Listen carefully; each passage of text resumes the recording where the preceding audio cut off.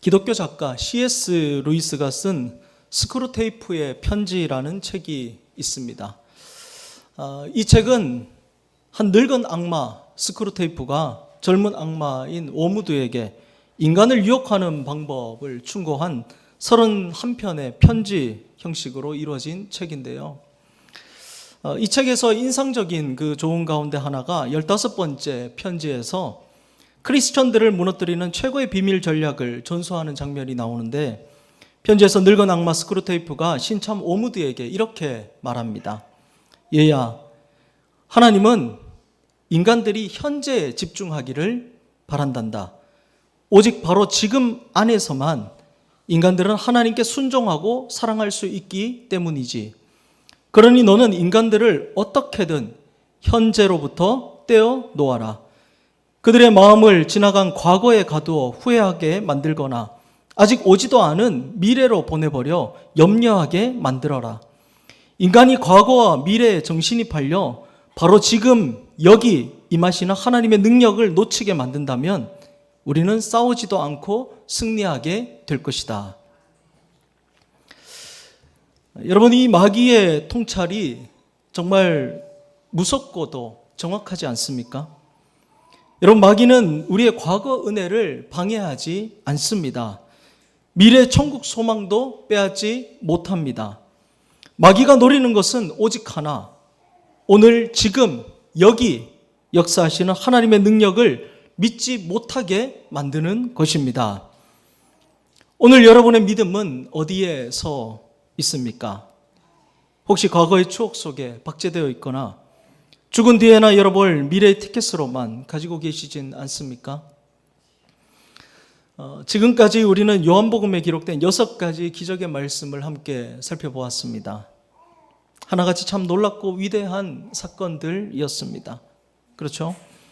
하지만 요한복음은 이 사건들을 단순히 기적이라 부르지 않고 표적이라고 말합니다. 기적 그 자체보다 기적이 가리키는 방향에 초점을 맞추고 있었습니다. 즉, 모든 기적은 마치 하나의 표지판처럼 우리를 한 방향으로 인도하였는데요. 요한복음 20장 31절은 그 방향을 이렇게 말씀합니다. 요한복음 20장 31절입니다. 오직 이것을 기록함은 너희로 예수께서 하나님의 아들 그리스도이심을 믿게 하려 함이요 또 너희로 믿고 그 이름을 힘입어 생명을 얻게 하려 함이니라. 아멘. 모든 표적은 예수님이 하나님의 아들이심을 드러내고 그 예수 그리스도를 우리가 믿고 그 이름을 힘입어 영원한 생명을 얻게 하는 데 목적이 있습니다.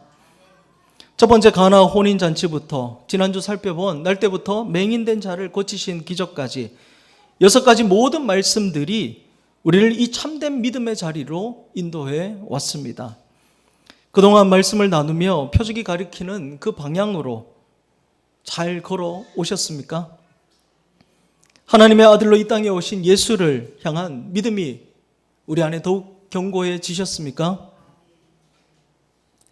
그리고 오늘 우리는 드디어 마지막 7번째 표적인 죽은 나사로를 살리신 기적 앞에 섰습니다. 오늘 본문 역시 표적의 메시지를 통해 우리를 막연한 영생의 소망에만 머무는 자리가 아니라 지금 내 삶의 무덤 문을 열고 일하시는 주님을 대면하는 진짜 믿음의 자리로 초청하고 있는데요. 먼저 배경이 되는 1절부터 16절까지 말씀을 살펴보겠습니다. 오늘 본문의 배경은 예루살렘으로부터 남동쪽 약 3km 지점에 위치한 베다니 동네에 사는 나사로의 가정에서 시작되었습니다. 5절에 의하면 예수님께서는 본래 마르다와 그 동생 마리아 그리고 오라버니 나사로 이 세 사람을 사랑하셨다라고 합니다. 그리고 11절에는 나사로를 향해 우리 친구라고 합니다. 우리 친구. 예수님과 각별한 사이로 예수님께서 이 가정을 남달리 아끼셨던 것 같습니다. 그런데 어느 날 이 가정에 슬픔이 닥쳐왔습니다. 그 가정에 기둥 같던 나사로가 병들어 눕게 된 것입니다. 그런데 이 병이 작은 병이 아니라 목숨이 위태로울 정도의 큰 병이었습니다. 그래서 마르다와 마리아 두 자매는 절박한 상황에 예수님께 사람을 보냈습니다. 3절에 보면 오라버니가 죽게 되었으니 빨리 와서 병을 고쳐 달라는 것입니다. 그때 예수님은 요한이 침례주던 것, 즉 요단강 동쪽 베레아 지방에 계셨습니다. 예수님이 계신 그곳에서 나사로 가정이 있는 베다니까지는 약 30km 정도 떨어진 곳이었습니다. 걸어서 만 하루길입니다. 그래서 소식 들은 예수님이 당장 달려가서 나사로를 고쳐주실 수 있었습니다. 그런데 놀랍게도 예수님은 6절에 나사로가 병들었다 함을 들으시고도 이틀을 더 유하셨다고 합니다. 이틀이나 더 그곳에서 있었던 것입니다. 그러는 사이 나사로는 결국 그 병으로 죽고 말았습니다. 그리고 오늘 본문 17절에 나사로가 무덤에 있은 지 나흘째 되던 날 예수님은 그곳에 나타나셨습니다. 많은 조문객들 사이로 예수님께서도 오신 것인데요. 여러분, 예수님은 왜 그토록 아끼고 사랑했던 나사로를 죽게 내버려 두신 것일까요? 왜 빨리 가서 고쳐주지 않으시고 이틀이나 더 지체하셨던 것일까요? 그 이유가 요한복음 11장 4절에 기록되어 있는데요. 우리 4절 말씀 함께 한번 읽어보겠습니다. 시작. 예수께서 들으시고 이르시되 이 병은 죽을 병이 아니라 하나님의 영광을 위함이요 하나님의 아들이 이로 말미암아 영광을 받게 하려 함이라 하시더라. 아멘. 하나님의 영광을 위함이고 하나님의 아들이 이로 말미암아 영광을 받게 하기 위해서라는 것입니다. 이 사건을 통해서 하나님의 아들로 오신 예수님께서 어떤 분이신지를 나타내시고 그로 인해 영광 받으시기 위함이라는 말입니다. 그리고 11장 15절에 보면요. 15절 말씀 봅니다. 내가 거기 있지 아니한 것을 너희를 위하여 기뻐하노니 이는 너희로 믿게 하려 함이라. 아멘. 또 예수님께서 이틀이나 지체하고 가신 것이 너희를 위한 것이라고 합니다. 너희를 위한 것. 누구입니까? 제자들과 오늘 말씀을 듣는 우리를 가리키는 말입니다. 예수님은 나사로의 죽음을 통해 나타낼 당신의 존재를 통해서 제자들과 우리가 믿음을 가지게 하기 위해서 의도적으로 그렇게 행동하셨다라는 것입니다. 표적의 목적을 말씀하신 것입니다. 그렇다면 그렇게 나사로의 죽음을 통해 나타내시고자 한 예수님은 어떤 분이십니까? 오늘 본문 25절, 26절 말씀 우리 함께 한 목소리로 읽겠습니다. 시작. 예수께서 이르시되 나는 부활이요 생명이니 나를 믿는 자는 죽어도 살겠고 무릇 살아서 나를 믿는 자는 영원히 죽지 아니하리니 이것을 내가 믿느냐. 아멘. 예수님이 어떤 분이십니까? 바로 인간의 죽음과 생명을 주관하시는 부활이요 생명이십니다. 할렐루야. 그분을 믿는 자는 죽어도 다시 살고 영원히 죽지 않는 영생을 얻게 됩니다. 할렐루야. 여러분 이 사실을 믿으십니까? 여러분에게 이 부활의 신앙이 있으십니까? 오직 이 사실을 믿는 자만이 영생의 기쁨을 맛보게 될 줄로 믿습니다. 요한복음 5장 24절에 주님은 분명히 약속하셨습니다. 내가 진실로 진실로 너희에게 이르노니 내 말을 듣고 또 나 보내신 이를 믿는 자는 영생을 얻었고 심판에 이르지 아니하나니 사망에서 생명으로 옮겼느니라. 아멘. 아멘. 그런데 여러분 안타깝게도 오늘날 많은 크리스천들이 이 믿음의 확신을 놓친 채 살아가고 있습니다.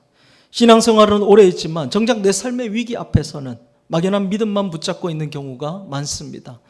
과거와 미래의 믿음은 있지만 지금 내 삶에 역사하시는 현재의 믿음이 없는 것입니다. 바로 오늘 본문에 등장하는 마르다처럼 말입니다. 예수님께서 26절에 마르다를 향해서 이것을 내가 믿느냐라고 정조준하여 물으신 이유가 바로 여기에 있습니다. 마르다는 주님과 가까이 지내며 스스로 믿음이 좋다고 생각했을지는 모르지만 실상은 그렇지 못했던 것입니다. 오늘 본문의 앞부분을 다시 한번 보겠습니다. 나사로가 죽은 뒤 예수님이 찾아오셨을 때 마르다가 주님께 건넨 첫 마디가 무엇이었습니까? 21절과 22절 말씀 우리 함께 한번 읽겠습니다. 시작. 마르다가 예수께 여짜오되 주께서 여기 계셨더라면 내 오라비가 죽지 아니하였겠나이다. 그러나 나는 이제라도 주께서 무엇이든지 하나님께 구하시는 것을 하나님이 주실 줄 아나이다. 아멘. 얼핏 보면 대단히 훌륭한 믿음의 고백처럼 보입니다. 그런데 이 고백을 들으신 예수님께서 마르다에게 23절에 말씀하십니다. 예수께서 이르시되 내 오라비가 다시 살아나리라. 아멘. 그러자 24절에 마르다가 기다렸다는 듯이 다시 이렇게 고백하는데 우리 24절 함께 읽겠습니다. 시작. 마르다가 이르되 마지막 날 부활 때에는 다시 살아날 줄을 내가 아나이다. 마지막 부활 때에는 다시 살아날 줄 내가 아나이다. 여러분, 여기서 마르다의 믿음의 문제가 무엇인지 혹시 보이십니까? 마르다에게는 주님이 전에 여기 계셨더라면 내 오라비가 살았을 텐데 라는 과거의 믿음이 있었습니다. 그리고 마지막 종말의 날에는 결국 부활하겠지요 라는 미래의 믿음도 있었습니다. 그러나 그녀에게 정작 없었던 것은 바로 오늘 현재의 믿음입니다. 부활이요 생명이신 예수님이 바로 지금 이 절망의 자리에서 내 오라비를 살릴 수 있다는 믿음, 오늘 내 고통스러운 삶의 자리를 지금 당장 회복시켜 주실 수 있다는 현재의 믿음이 없었던 것입니다. 그래서 마르다는 이후 예수님께서 나사로를 살리기 위해 무덤에 가셔서 돌을 옮겨 놓으라 라고 말씀하셨을 때도 39절에 보면 주여 죽은 지가 나흘이 되었음에 벌써 냄새가 나나이다 라고 말했던 것입니다. 마르다는 과거에 행하신 주님의 일은 신뢰했고 미래에 하실 일 막연히 기도했지만 오늘 지금 여기에서 일하시는 하나님에 대한 믿음은 없었던 것입니다. 사랑하는 여러분, 오늘 여러분의 신앙은 어떻습니까? 안타깝게도 오늘 우리 안에도 과거의 믿음에만 갇혀 살아가는 이들이 참 많습니다. 성경을 보면서 물이 포도주로 변하고 죽을 병이 걸린 아들이 다시 살아나고 38년 된 병자가 치유를 받고 오병이어로 수천 명이 먹고 바다 위를 걷고 맹인이 눈을 뜨는 모습을 보고는 다들 아멘 아멘 합니다. 하지만 오늘 주님을 내 삶의 주인으로 모시면 우리 가정의 결핍이 해결될 것입니다. 육신의 모든 질병이 떠나갈 것입니다. 계산기를 내려놓고 주님께 맡기면 오병이어의 기적이 우리에게도 일어날 것입니다 라고 선포하면 많은 분들이 지금 아멘 하셨지만 아멘 소리가 쑥 들어갑니다. 그러면서 속으로 말하죠. 목사님, 그건 성경 시대에나 가능했던 기적이고 오늘날 시대는 좀 다르잖아요. 다르지 않습니까? 과거의 믿음은 살아있는데 정작 오늘의 믿음은 죽어있는 것입니다. 또 오늘 우리 안에 미래의 믿음만 가지고 살아가는 분들도 계십니다. 예수님이 구름 타고 다시 오실 것입니다. 천사들의 나팔 소리와 함께 우리 이름을 부르실 것입니다. 우리를 영원한 천국으로 인도하실 것입니다. 이 종말론적 믿음에는 엄청난 확신을 가지고 아멘 아멘 외칩니다. 그런데 정작 오늘 부도난 사업장에 하나님의 기적이 임할 것입니다. 오늘 깨어진 우리 가정이 회복될 것입니다. 선포하면 입을 꾹 다물어 버립니다. 과거도 믿고 미래도 믿는데 오직 오늘만 믿지 못하는 것입니다. 그래서 우리 믿음 중에 가장 연약하고 병들기 쉬운 믿음이 바로 오늘의 믿음입니다. 그래서 앞서 서두에 말씀드린 스크루테이프의 편지에서처럼 마귀는 우리의 오늘의 믿음을 무너뜨리려고 하는 것입니다. 그리고 이것은 비단 믿음뿐만 아니라 우리의 헌신과 충성도 똑같습니다. 더러 어제의 충성을 자랑하려나 오늘 일하지 않는 분들이 있습니다. 목사님, 저한테는 이제 아무것도 시키지 마세요. 제가 옛날에는 주방에서 50인분 밥을 수년간 했고 구역장도 했고 기도회도 모임이고 빠짐없이 나왔던 사람이에요. 과거의 충성이 아주 대단하신 분이십니다. 하지만 오늘 하지 않겠다는 것은 과거에 사로잡혀 오늘의 충성을 잃어버린 것입니다. 반대로 어떤 분들은 내일의 충성을 기가 막히게 약속합니다. 목사님, 조금만 기다려주세요. 제가 은퇴만 하면, 삶이 좀 안정만 되면 열심히 봉사도 하고 전도도 하겠습니다. 교회를 위해 이 한 몸 다 바치겠습니다. 입으로는 벌써 100번도 더 순교했습니다. 그런데 정작 오늘은 예배만 마치면 누구보다 빠르게 집으로 달려갑니다. 물질의 헌신도 그렇습니다. 하나님, 지금 하는 일, 이 일만 대박나게 해주시면 제가 하나님께 정말 절반을 뚝 떼어서 드리겠습니다. 내일의 헌신을 호기롭게 약속하면서 오늘 내 손에 쥐어진 수입의 10분의 1은 벌벌 떨면서 드리지 못합니다. 여러분, 반드시 기억하셔야 할 사실이 있습니다. 우리가 그렇게 말하던 오늘이 바로 어제 우리가 약속했던 그 내일이라는 사실입니다. 2, 3년 전에 주님 조금만 더 기다리면 제가 헌신하겠습니다 했던 그 내일이 바로 오늘 우리 눈앞에 와 있습니다. 우리에게는 내일이라는 시간은 존재하지 않습니다. 오직 오늘만 존재할 뿐입니다. 하나님은 오늘 우리의 예배를 받으시고 오늘 우리의 믿음을 원하시고 오늘 우리의 헌신을 기뻐하십니다. 그러므로 부활과 생명이신 예수님을 믿는 우리의 신앙이 과거의 추억에 머물러 있거나 미래에 대한 막연한 요행에 멈추지 않기를 바랍니다. 바로 오늘 내 삶에 역사하시는 하나님을 신뢰하시기를 바랍니다. 그래야 우리의 헌신과 충성 역시 오늘의 헌신, 오늘의 충성이 되기를 소망합니다. 여러분, 영생이요, 우리가 알고 있는 영생이요, 죽은 다음에 열어보는 그 미래의 선물이 아닙니다. 많은 성도가 이 영생을 오해해서 오늘을 정말 무기력하게 살아가고 있는데 요한복음 17장 3절에 분명히 말씀합니다. 영생은 곧 유일하신 참 하나님과 그가 보내신 자 예수 그리스도를 아는 것이니라. 아멘. 즉 예수 그리스도를 영접함으로 하나님과의 새로운 관계가 시작된 그 순간부터 우리는 이미 영생을 누리기 시작한 것입니다. 아멘. 나는 부활이요 생명이다 선포하신 주님의 능력은 장례식장에서나 위로로 쓰는 말씀이 아닙니다. 오늘 지금 여기 내 삶의 결핍과 절망을 뚫고 역사하는 실제적인 능력임을 믿으시기 바랍니다. 여러분, 예수 그리스도를 구주로 모신 이 자리에 계신 여러분, 막연한 미래가 아니라 바로 오늘 내 삶의 현장에서 영생의 축복을 힘있게 누리며 살아가시기를 주님의 이름으로 간절히 축복합니다. 그렇다면 이제 우리가 현재적 믿음을 가지고 살아가기 위해 필요한 구체적인 모습을 한번 살펴보도록 하겠습니다. 본문을 통해서 두 가지로 함께 살펴보고자 하는데요. 첫 번째, 견디는 모습, 바로 인내입니다.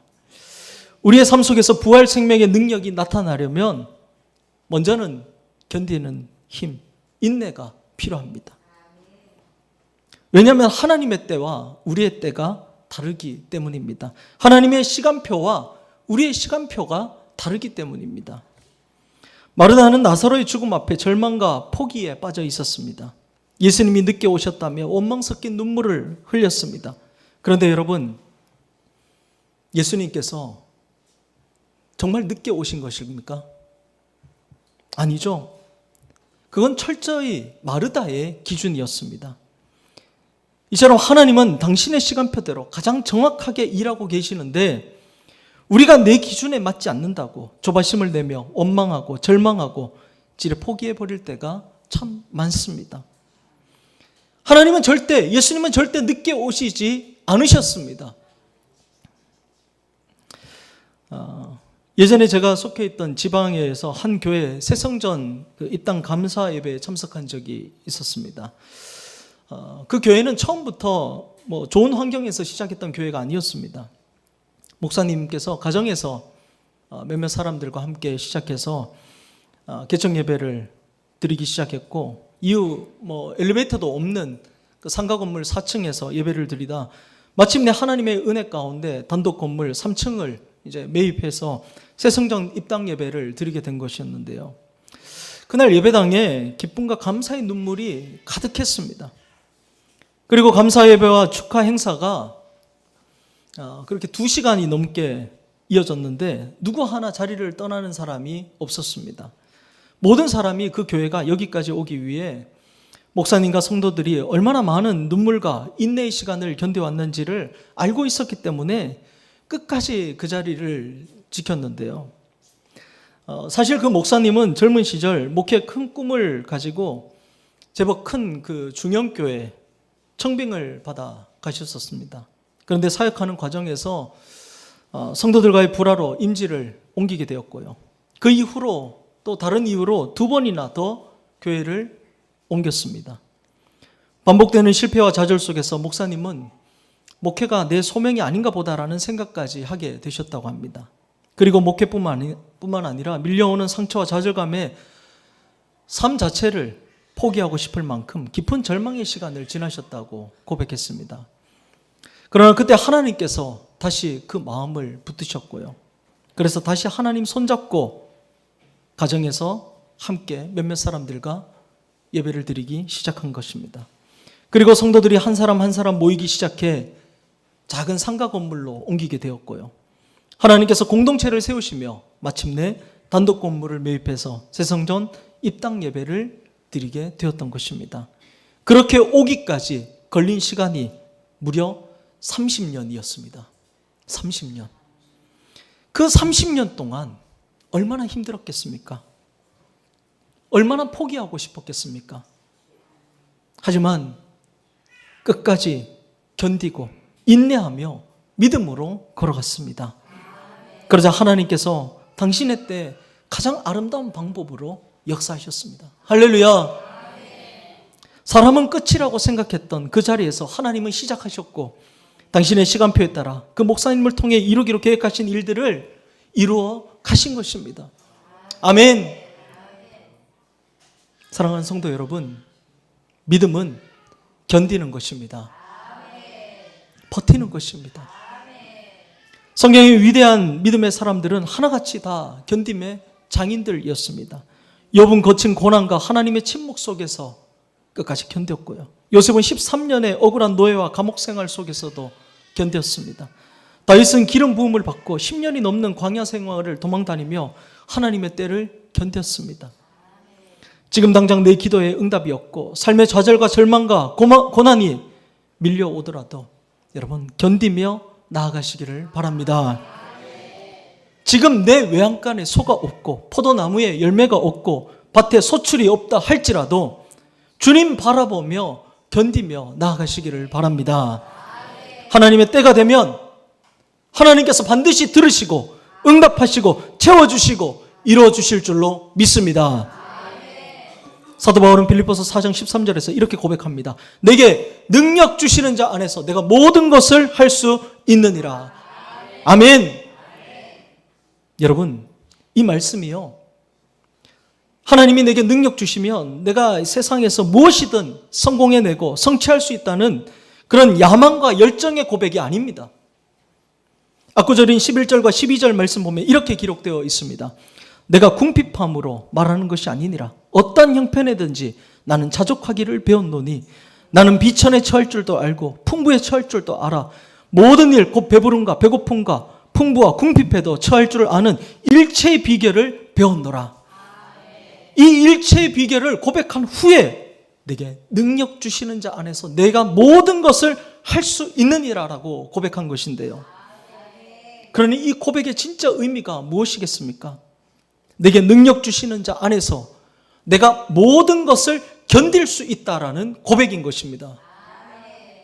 내가 자족하기를 배웠기 때문에, 내가 풍부와 궁핍에도 처할 줄 아는 일체의 비결을 배웠기 때문에 모든 것을 견딜 수 있다는 바울의 위대한 선포인 것입니다. 할렐루야. 여러분, 믿음은 견디는 것입니다. 버티는 것입니다. 하나님은 여러분 지체하지 않으십니다. 다만 내가 초조해서 조바심을 낼 뿐입니다. 우리 안에 견딤이 있으면 하나님의 타이밍을 맞출 수 있습니다. 우리 안에 견딤과 인내가 있을 때 하나님의 시간표 속으로 우리가 걸어 들어갈 수 있습니다. 견딤의 믿음을 통해서 오늘 삶의 자리에서 승리하는 우리 모두가 되기를 주님의 이름으로 간절히 축복합니다. 두 번째로, 현재적 믿음을 가지고 살아가는 우리에게 필요한 모습은 바로 주님의 음성을 듣는 것입니다. 주님의 음성을 듣는 것. 요한복음 10장 27절과 28절에서 주님은 분명하게 말씀하셨습니다. 내 양은 내 음성을 들으며 나는 그들을 알며 그들은 나를 따르느니라. 내가 그들에게 영생을 주노니 영원히 멸망하지 아니할 것이요 또 그들을 내 손에서 빼앗을 자가 없느니라. 아멘. 우리가 목자 되신 하나님의 음성 들을 때 하나님께서 우리를 아시고 우리에게 영생을 주시며 멸망치 않게 하신다고 합니다. 주님의 음성을 이정표 삼아서 걸어갈 때 우리의 삶이 안전하고 평탄해진다는 약속인 것입니다. 주님이 우리를 망하지 않게 붙들어 주실 줄로 믿습니다. 여러분, 우리는 매일의 삶 속에서 참 여러 소리를 듣고 살아갑니다. TV와 스마트폰, 그리고 만나는 사람들, 또 자연을 통해서 많은 소리를 듣습니다. 제가 예전에 시골에 있을 때는 참 맑은 소리를 많이 들었습니다. 새벽에는 그 지저귀는 새 소리를 매일같이 들었고요. 밤에는 정겨운 개구리 소리가 또 들려왔습니다. 세상의 소음이 아니라 마음을 편안하게 하는 그 자연의 소리였습니다. 그런데 여러분, 우리는 세상의 그 어떤 소리보다 하나님의 소리에 더 귀를 기울이며 살아야 할 줄로 믿습니다. 세상의 소리에 아예 귀를 닫고 살라는 말이 아니라 세상의 시끄러운 소리는 볼륨을 좀 줄이고 조금만 듣고 하나님의 음성에 더 많이 귀를 기울이며 살라는 것입니다. 세상의 소리는 여러분 사실 우리 인생에 별로 크게 도움이 되지 않습니다. 맨날 남을 비방하고 헐뜯는 소리가 우리 영혼에 무슨 유익이 됩니까? 게다가 세상의 소리에는 가짜와 거짓이 너무나도 많습니다. 그럴듯하지만 틀린 정보가 참 많습니다. 예전에 그런 말이 있었죠. 지금 참 요즘 많이 더운데 에어컨을 제습으로 틀어놓으면 전기료가 덜 나온다는 말에 많은 사람들이 그렇게 써왔습니다. 혹 지금도 그렇게 쓰고 계신 분 있으십니까? 그거 아니랍니다, 여러분. 검증해 보니까 똑같다고 합니다. 제습으로 해놓든 냉방으로 해놓든 뭐 똑같다고 합니다. 전기료가 뭐 결코 적게 나오는 게 아니라고 합니다. 또 솔개나 독수리가 70년을 사는 비결이라는 유명한 이야기가 있습니다. 40년쯤 살면 부리와 발톱이 닳아서 사냥을 못하게 되는데 그때 스스로 결단해서 바위에 부리를 깨트려 뽑아내고 새로 돋아난 부리로 제2의 인생을 살아간다는 이야기입니다. 변화와 결단을 촉구할 때 단골로 쓰이는 멋진 메시지인데, 근데 이 감동적인 이야기도 결국 새빨간 거짓말로 밝혀졌습니다. 조류학자들에 의하면 새는 부리가 빠지면 그 즉시 굶어 죽는다고 합니다. 주전자 속 개구리 이야기도 아십니까? 뜨거운 물에 개구리를 넣으면 펄쩍 뛰어나오지만 찬물에 넣고 서서히 데우면 위기를 모른 채 서서히 죽어간다는 이야기. 안주하면 안 된다는 교훈으로 참 많이 들으셨을 것입니다. 그런데 실제 실험을 해보니 전혀 달랐습니다. 개구리를 뜨거운 물에 던지면 그 자리에서 화상을 입어 죽게 되고 찬물에 넣고 서서히 데우면 온도가 올라가는 그 위험을 감지하고 진작에 밖으로 뛰쳐나가 버린다고 합니다. 거짓말인 것입니다. 또 옛날 어른들이 다리 떨면 복 나간다라고 야단 많이 치시곤 하셨는데, 의학 전문가들에 따르면 다리를 떠는 행동은 하체의 혈액순환을 돕고 오래 앉아있을 때 생기는 부종이나 하지 정맥류를 예방하는 효과가 있다고 합니다. 게다가 스트레스를 해소하고 집중력을 높이는 데도 도움이 되는 긍정적인 신호입니다. 그러니까 다리를 떨면 복이 나가는 것이 아니라 다리를 떨면 복이 들어오는 것입니다. 열심히 다리를 떠시기 바랍니다. 또 옛날에 시금치에 철분이 많아서 많이 먹으면 건강해진다라는 말씀도 많이 들으셨죠. 그 바람에 뽀빠이라는 만화가 만들어지기도 했었는데, 알고 보니까 1870년 독일의 한 과학자가 시금치 영양소를 기록하다가 소수점을 잘못 찍는 바람에 철분 함량이 실제보다 10배나 더 부풀려진 오류였다고 합니다. 전 세계가 수십 년 동안 이 잘못된 데이터를 진리처럼 믿었던 것입니다. 여러분, 이처럼 세상이 주는 정보와 소리들은 잠시 우리를 흥미롭게 하고 대단해 보이지만 결국 오류가 가득하고 정작 우리의 영혼은 살리지 못합니다. 오류 없고 변함없는 것 오직 하나님뿐입니다. 아멘. 오직 하나님의 말씀뿐임을 믿으시기 바랍니다. 세상의 소리에 볼륨을 줄이시고 주님의 음성에 귀를 기울이시기를 바랍니다. 세상의 소리에는 우리 인생에 답이 없습니다. 해결책이 없습니다. 오직 하나님의 음성에만 길이 있고 방법이 있음을 믿으시기 바랍니다. 오늘 예수님께서 죽은 지 나흘이나 지난 썩은 냄새가 나던 그 나사로를 어떻게 다시 살리셨습니까? 본문 43절에 보면요, 나사로야 나오라 부르시니 예수님께서 무덤을 향해 나사로야 나오라고 부르셨습니다. 주님의 음성이 절망의 무덤 속에 울려 퍼졌습니다. 그래서 44절에 어떤 역사가 일어났습니까? 우리 함께 한번 읽어볼까요? 시작. 죽은 자가 수족을 베러 동인 채로 나오는데 그 얼굴은 수건에 쌓였더라. 예수께서 이르시되 풀어놓아 다니게 하라 하시니라. 아멘. 여러분, 주님의 음성에 기적이 있습니다. 아멘. 우리가 세상 소리를 지우고 하나님의 음성을 들을 때 냄새나고 죽어버린 우리의 삶에도 부활의 기적이 일어나게 될 줄로 믿습니다. 날마다 그 주님의 음성 붙잡고 오늘이라는 삶의 자리에서 승리하며 살아가는 거룩한 주님의 백성 되시기를 주님의 이름으로 간절히 축복합니다. 이제 말씀을 맺겠습니다. 사랑하는 성도 여러분, 오늘 주님은 무덤 속에 갇혀있던 나사로를 살리시며 마르다에게 그리고 오늘을 살아가는 우리에게 준엄하게 물으십니다. 나는 부활이요 생명이다. 이것을 네가 믿느냐? 오늘 우리의 믿음은 어디에 머물러 있습니까? 성경책 속에만 박제되어 있는 과거의 믿음에 있습니까? 아니면 죽어서 천국 갈 때나 꺼내보려는 먼 미래의 영생 티켓입니까? 예수님의 부활과 생명은 오늘 지금 여기 나의 삶의 현장에서 역사하는 실제적인 능력인 줄 믿습니다. 내 가정이 무너져 내릴 때, 내 사업장에 썩은 냄새가 날 때, 내 영혼이 절망의 무덤 속에 갇혀 있을 때 바로 오늘 역사하시는 하나님을 신뢰하시기를 바랍니다.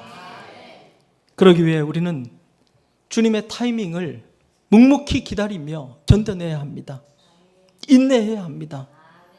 조바심을 내려놓고 하나님의 시간표에 우리 인생을 맞추시기를 바랍니다. 그리고 세상의 헛되고 거짓된 소리의 볼륨을 과감히 줄이고 내 영혼을 살리시는 주님의 음성에 더욱 귀를 기울이며 살아가시기를 바랍니다. 무덤 문을 향해 나사로야 나오라 외치셨던 그 생명의 음성을 듣고 살아가는 여러분 되시기를 바랍니다. 오늘 주님 앞에 우리 결단하며 나아가기를 원합니다. 이제 과거의 추억으로 신앙생활 하지 않겠습니다. 미래의 여행으로 도망치지 않겠습니다. 오늘 내게 허락된 이 하루를 치열하게 믿고 오늘 내게 맡겨진 사명에 전심으로 헌신하겠습니다.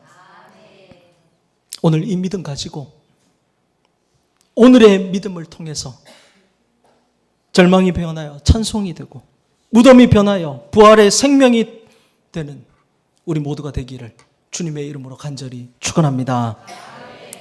이 시간을 우리 함께 찬양하고 기도하며 나가겠습니다. 찬송가 545장입니다.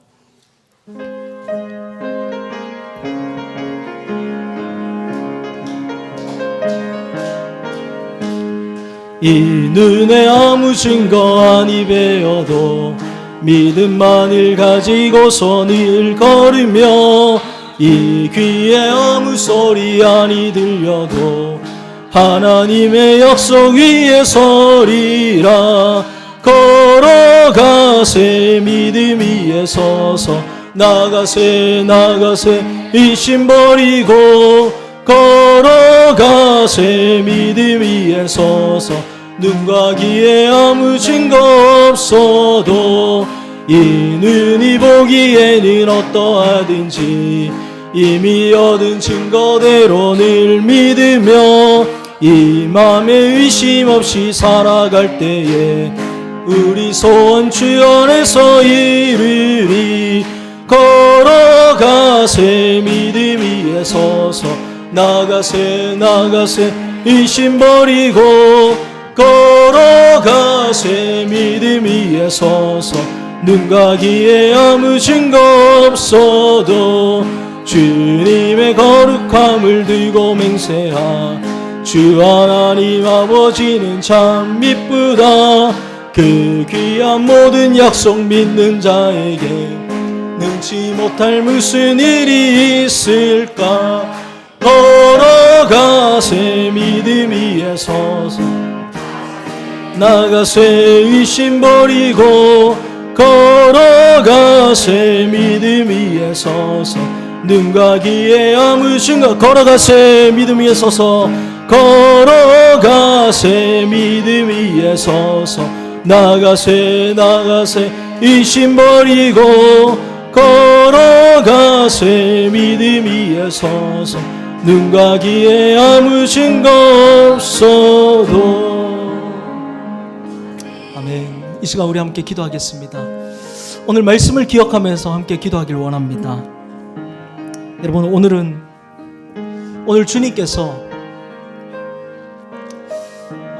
우리에게 말씀하십니다. 나는 부활이요 생명이다. 이것을 네가 믿느냐? 부활이고 생명 대신 그 주님을 믿는 믿음이 오늘 우리 안에 있기를 기도하며 나아가겠습니다. 오늘 우리의 믿음이 어디에 있습니까? 과거에만 머물러 있습니까? 아니면 미래에 맞춰져 있습니까? 오늘 현재적 믿음을 가지는 우리 모두가 되기를 기도하며 나아가겠습니다. 오늘 우리의 믿음이 과거에 머물러 있는 믿음이 아니라 미래에만 맞춰져 있는 그런 믿음이 아니라 예수 그리스도의 부활과 생명이 오늘 지금 여기 살아가고 있는, 오늘 우리 삶 속에 역사하고 계심을 믿음으로 살아가기를 우리 기도하며 나아가겠습니다.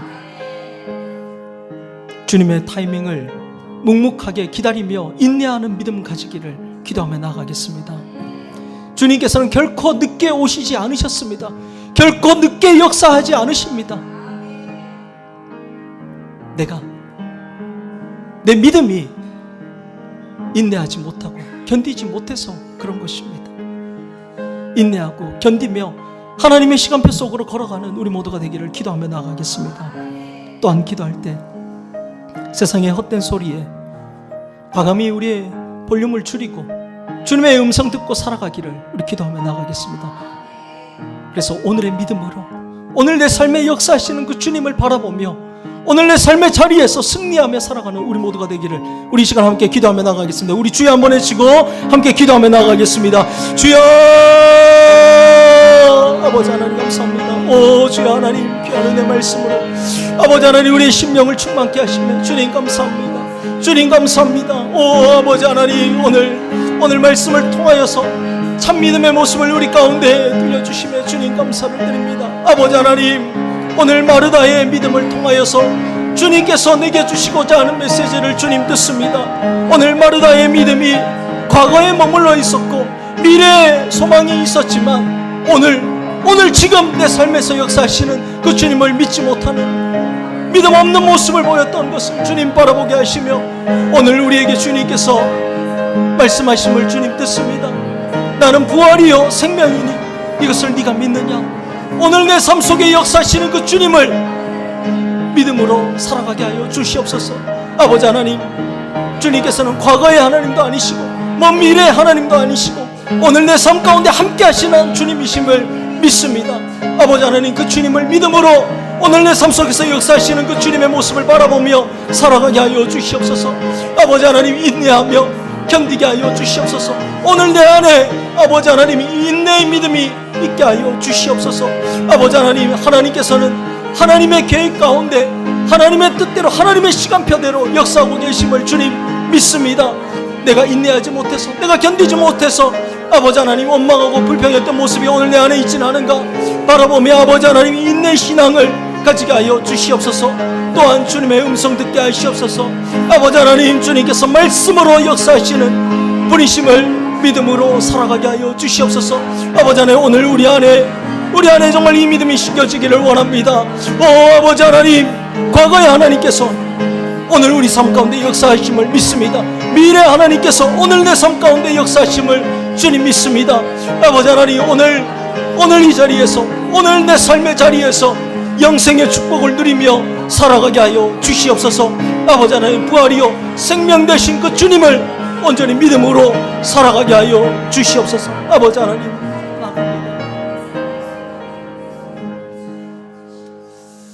주님 감사합니다. 오늘도 귀한 은혜 말씀으로 우리를 깨우쳐 주심에 감사를 드립니다. 주님, 과거에만 머물러 있던 우리의 신앙을 돌아봅니다. 또 미래의 소망에만 맞춰져 있던 우리의 신앙도 돌아봅니다. 주님, 현재 믿음 가지고 살지 못했던 주님, 우리의 연약함을 주님 붙들어 주시옵소서. 오늘 내 삶에 역사하실 그 주님을 온전히 바라보지 못하고, 오늘 내 삶에서도 기적을 일으켜 주실 그 주님을 믿지 못하고 살았던 우리를 주님 오늘 다시 오늘 주님을 향한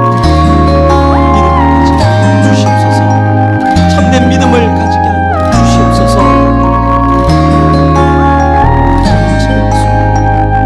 주님께서 역사하실 수 있음을 믿음으로 바라보며 나아가게. 네가 좋아, 네가 좋아, 네가 예뻐서 좋아. 믿음으로 살아가게 하여 주시옵소서. 인내하며 나아가게 하여 주시옵소서. 주님께서는 주님의 시간표를 따라서 하나님의 타이밍에 정확하게 역사하심을 믿습니다. 인내하며 기다리며 오늘 내 삶 가운데에서 승리를 맛보는 우리 모두가 되게 하여 주시옵소서. 주님의 음성에 귀를 기울이며 나아가길 원합니다. 세상의 헛된 소리, 거짓된 정보에 아버지 하나님 귀를 기울이지 않게 하시고, 그 세상의 볼륨을 줄이고 더욱 주님의 말씀 듣고 말씀 안에서 살아가는 우리 모두가 되게 하여 주시옵소서.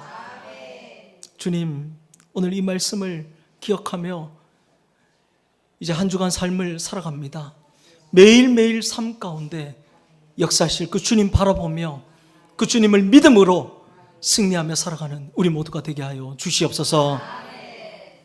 이제는 우리 주 예수 그리스도의 은혜와 우리 하나님 아버지의 크신 사랑하심과 성령님의 교통하심이 오늘 믿음으로 결단하고 나아가는 우리 모든 권속들 가운데 영원토록 함께 하시기를 간절히 축원하옵나이다. 아멘.